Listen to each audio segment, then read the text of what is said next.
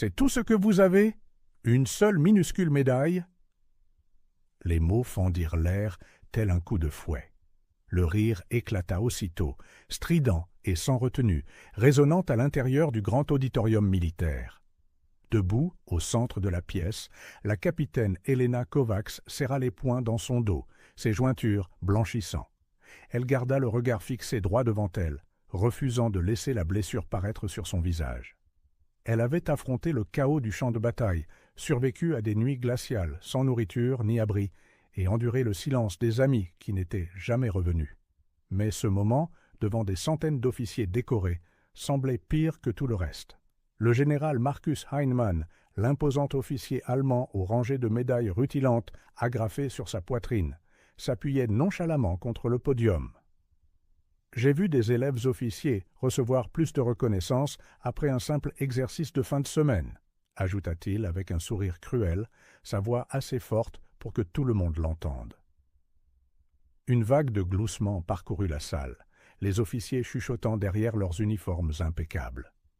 L'unique médaille d'Helena, la médaille du service humanitaire de l'OTAN, reposait sur sa poitrine, petite, simple, presque invisible à côté des rangées éblouissantes de distinctions qui l'entouraient. Pour eux, elle était insignifiante. Pour elle, c'était le rappel silencieux des 37 vies qu'elle avait arrachées aux décombres fumants d'un hôpital civil 2 ans plus tôt. Mais personne ici ne connaissait l'histoire, et Markus s'en moquait. Elle déglutit difficilement, se forçant à rester calme. Ce n'était pas l'insulte qui la brûlait, mais l'injustice. Chaque âme qu'elle avait sauvée durant cette mission lui avait confié sa vie, et elle n'avait pas failli.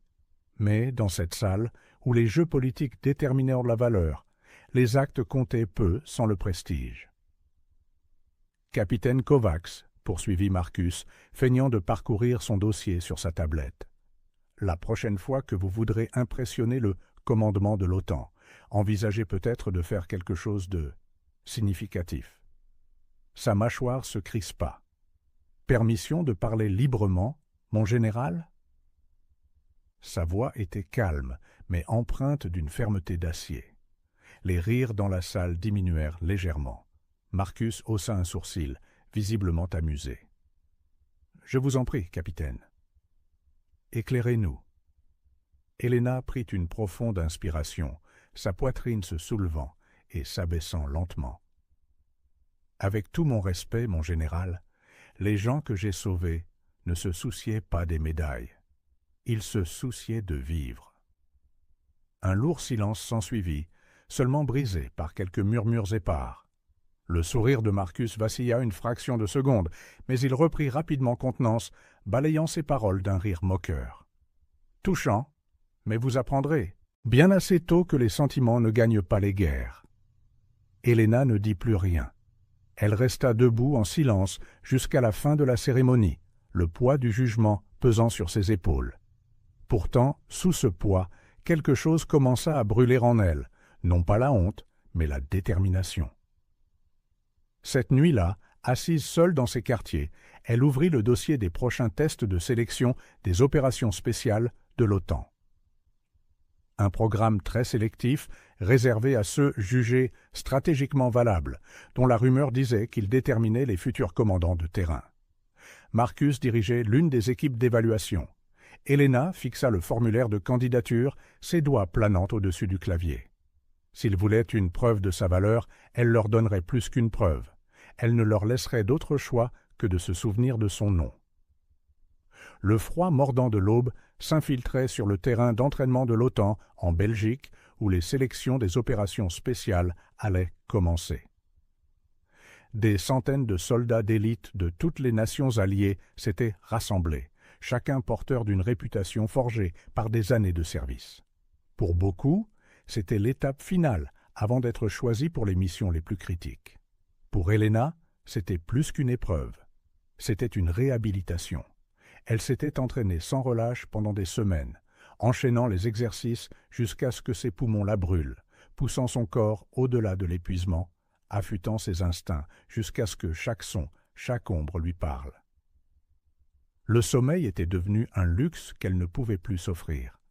Chaque fois que la fatigue menaçait de la submerger, elle se souvenait de la voix de Markus, se moquant de sa médaille, riant comme si l'œuvre de sa vie ne valait rien.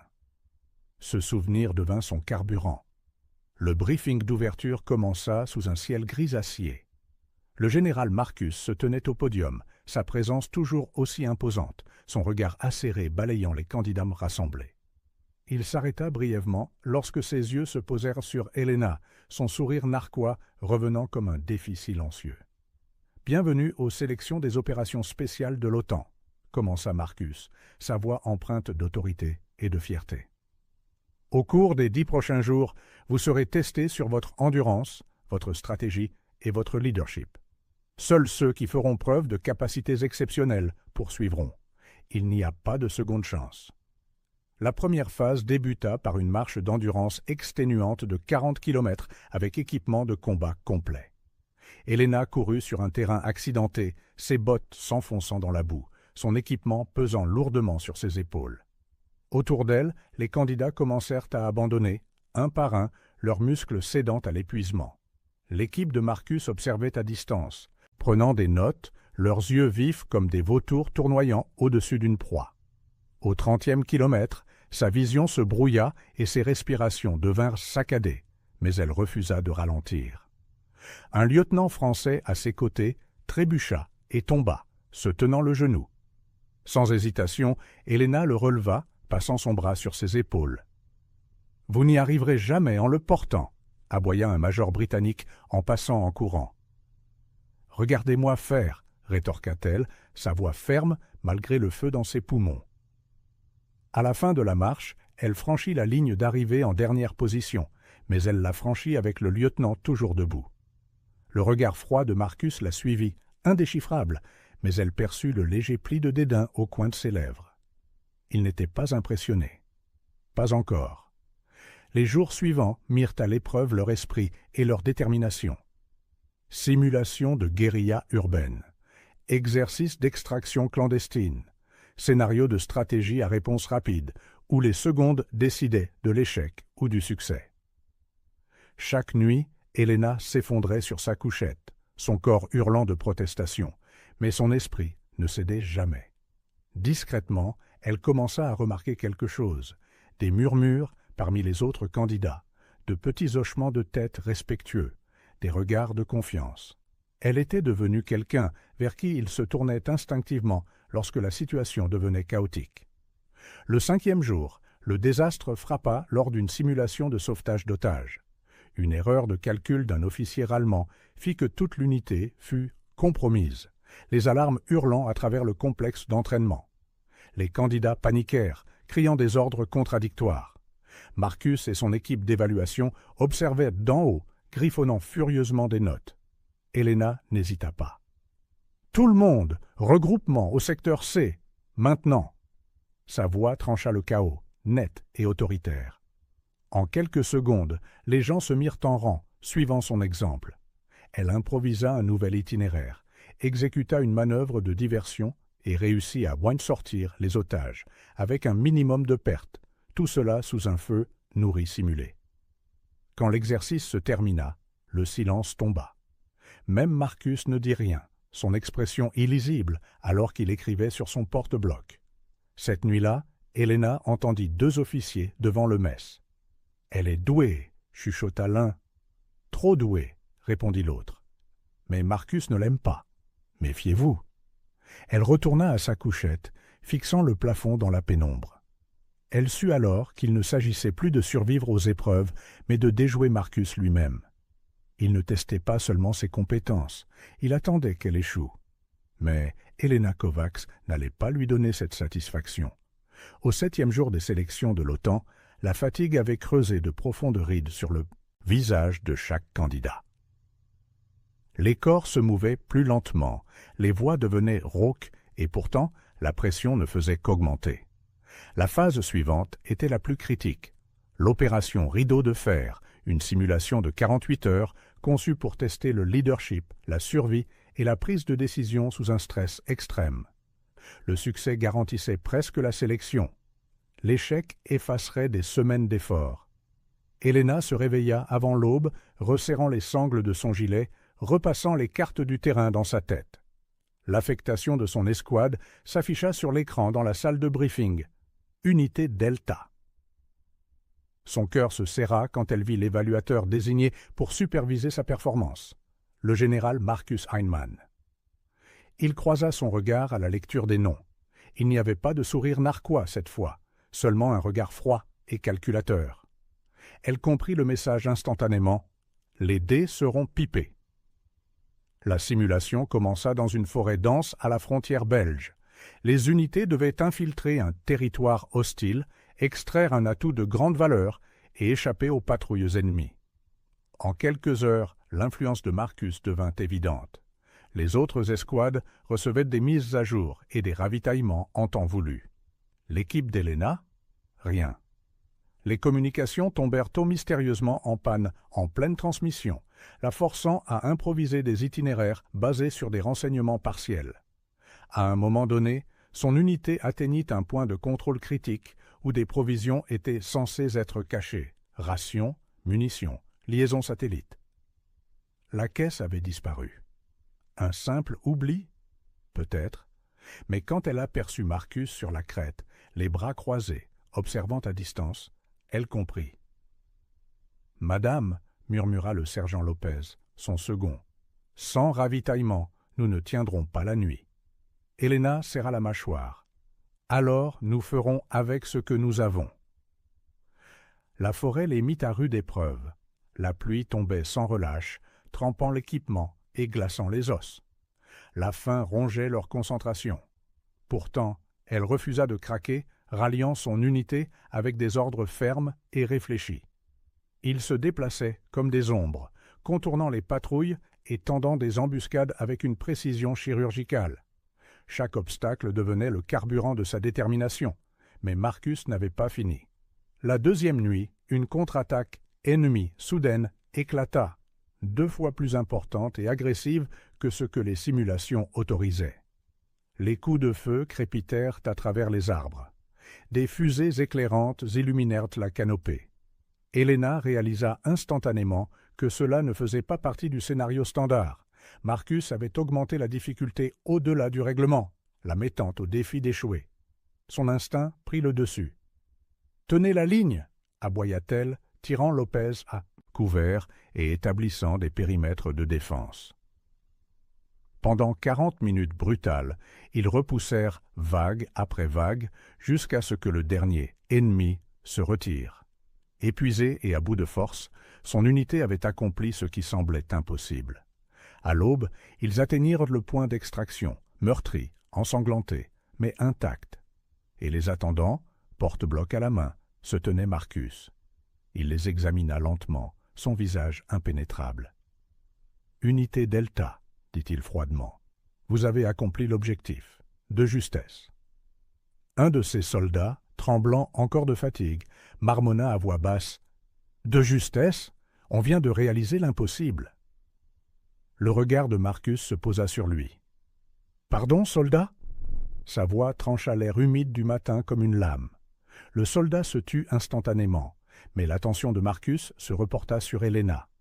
« Votre commandement était peu conventionnel, » dit-il, chaque mot empreint de condescendance. « Je devrais prendre note de vos tactiques. » Elle soutint son regard sans ciller. « Notez ce que vous voulez, mon général. Nous avons fait le travail. » Pendant un long et tendu moment, leurs regards se croisèrent. Quelque chose d'indéchiffrable vacilla dans l'expression de Marcus. De l'agacement, peut-être même un respect réticent. Mais cela disparut aussi vite que c'était venu. Sans un mot de plus, il s'éloigna. Cette nuit-là, alors qu'Helena nettoyait son équipement en silence, Lopez s'approcha discrètement. « Il va vous descendre dans le rapport final », l'avertit-il. « Je sais », répondit-elle doucement. Puis, après une pause, « Mais je ne suis pas ici pour son approbation. » 2 jours plus tard, les sélections des opérations spéciales de l'OTAN prirent fin. Les candidats se rassemblèrent dans la grande salle de briefing, leurs uniformes impeccables, mais leurs visages marqués par l'épuisement. Les drapeaux de 29 nations bordaient les murs, l'air épais d'anticipation. Aujourd'hui, les évaluateurs présenteraient leurs évaluations finales devant le haut commandement de l'OTAN. Helena était assise parmi les candidats, les mains fermement jointes sur ses genoux. La performance de son unité pendant l'opération Rideau de fer avait été presque sans faille, malgré le sabotage à chaque tournant. Mais elle savait que Marcus contrôlait le récit. Et Marcus n'admettrait jamais volontairement qu'elle avait réussi. Quand Marcus monta sur scène, la salle se tut. Il commença à présenter les résultats, sa voix profonde portant l'autorité, louant certaines unités pour leur discipline remarquable et leur brio tactique. Il cita des noms, des officiers britanniques, allemands, français, américains, un par un, les couvrant de compliments. Le nom d'Helena resta ostensiblement absent.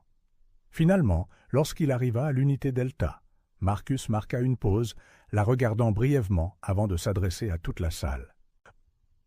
« L'unité Delta, commença-t-il, son ton sec et précis, a terminé la simulation. Éventuellement. » Une vague de rires étouffés se propagea dans l'auditoire.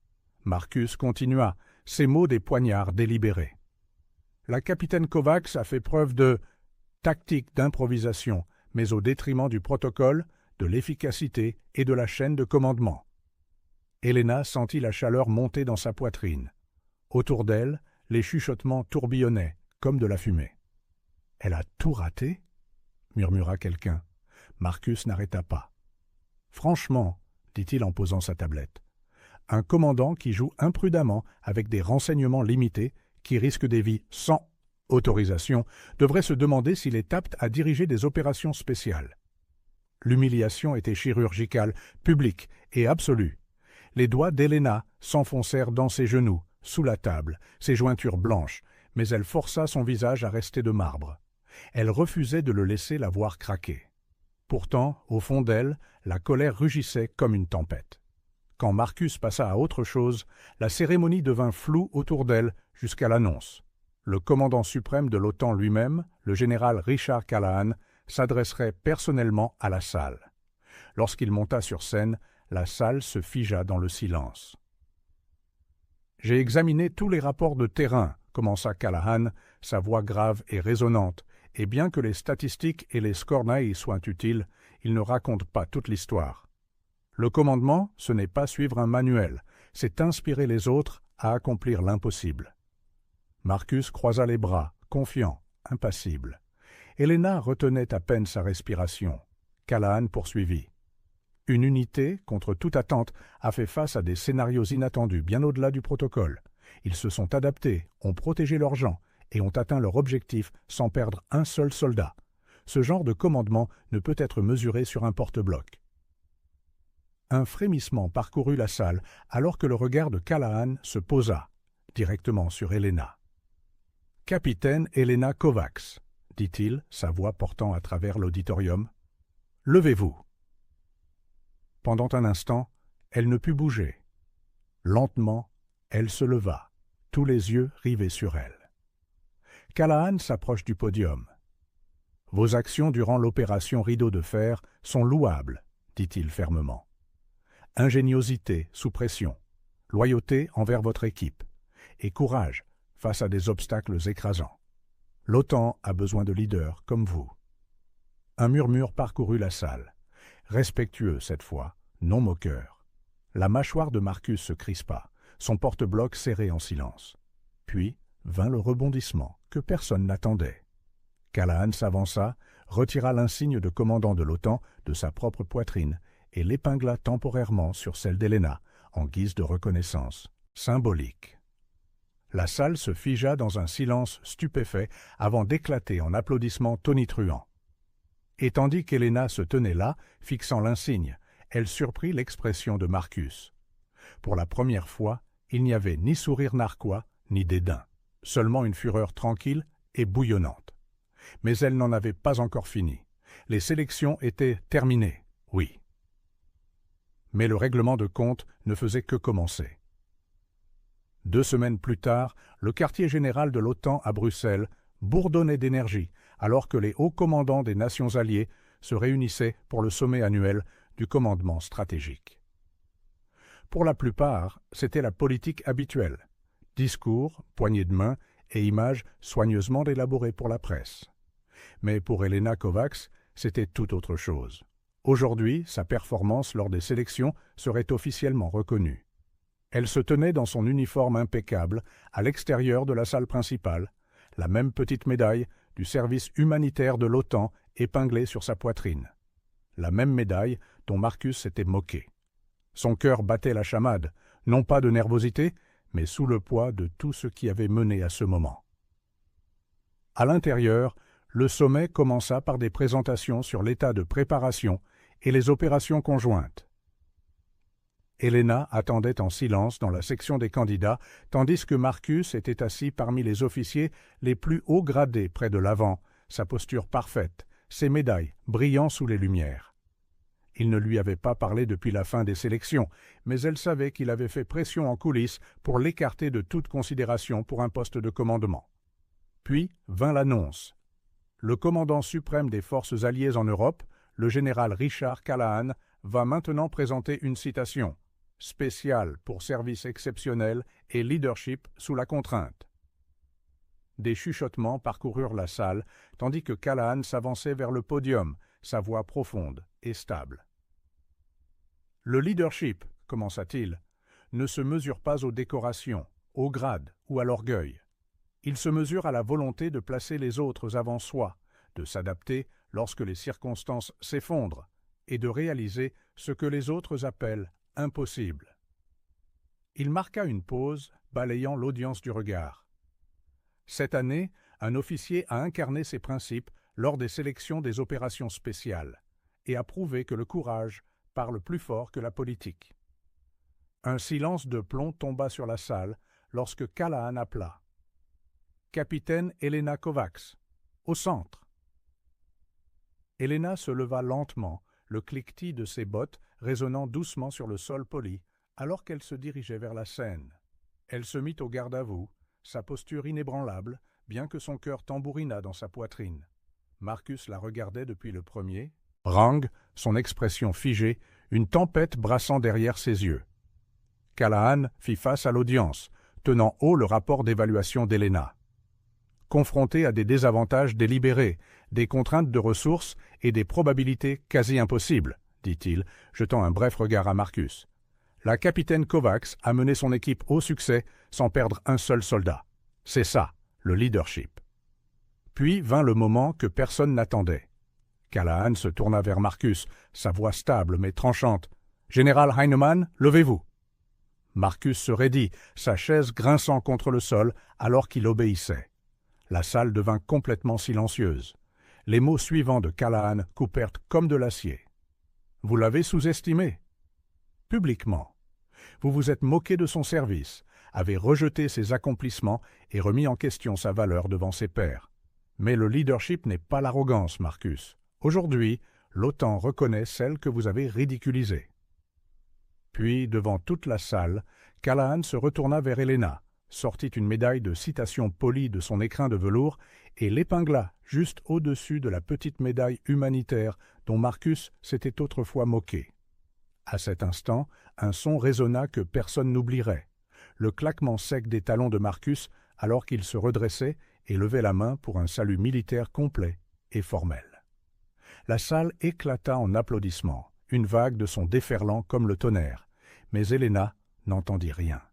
Elle regardait droit devant elle, acceptant le salut, sa poitrine se soulevant au rythme de respiration régulière. Il ne s'agissait plus de vengeance, il s'agissait de respect. Il s'agissait de prouver que la dignité et la détermination survivent à la moquerie et au jeu de pouvoir. Après la cérémonie, des officiers s'approchèrent d'elle un par un, lui offrant de discrètes félicitations. Certains avec qui elle avait travaillé, d'autres qu'elle n'avait jamais rencontrés. Pourtant, tous prononçaient son nom avec un poids nouveau.